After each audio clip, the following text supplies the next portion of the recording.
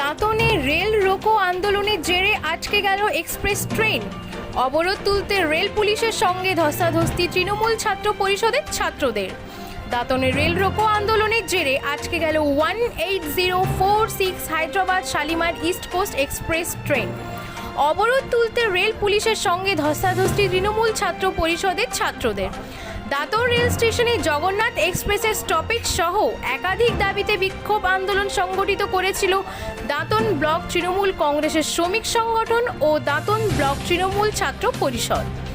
এদিন অর্থাৎ শনিবার দাঁতন রেল স্টেশনে লাইনের উপর শুয়ে বিক্ষোভ দেখান তৃণমূল ছাত্র পরিষদ ও তৃণমূল শ্রমিক সংগঠনের নেতৃত্বগণ, যার জেরে আটকে পড়ে Hyderabad Shalimar East Coast express.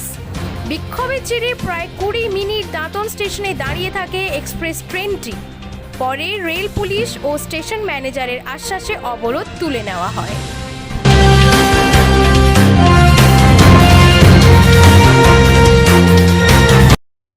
আমাদের আন্দোলনের কারণ হচ্ছে লকডাউনের আগে এখানে জগন্নাথ ট্রেনটা দাঁড়াতো আমাদের দাঁতন স্টপেজে, এবার এখন দাঁড়াচ্ছে না। লকডাউনের পর থেকে আর জগন্নাথ ট্রেনটা আমাদের দাঁতন স্টপেজে দাঁড়াচ্ছে না, যে কারণে আমাদের তৃণমূল ছাত্র পরিষদ দাঁতন 1 ব্লক থেকে একটা বৃহত্তর আন্দোলনে নেমেছে। অসুবিধা তো অবশ্যই হচ্ছে, কারণ কি যখন একটা এক্সপ্রেস দাঁড়াচ্ছে না, আমাদের লোকাল ট্রেন সুবিধা সেটা ঠিকই, কিন্তু এক্সপ্রেস যখন দাঁড়াচ্ছে না তখন প্রত্যেকটা মানুষেরই অসুবিধা হচ্ছে। কেউ হয়তো সময়ে পৌঁছাতে পারছেন না বা অনেক রকমের অসুবিধা হয়ে দাঁড়াচ্ছে, যে কারণে আমাদের এই আন্দোলনটা চলছে। আমরা চাইছি এই ট্রেন জগন্নাথ এক্সপ্রেস যেন আমাদের দাঁতন স্টপেজে দাঁড়ায়। মৌমিতা মোহান্তি।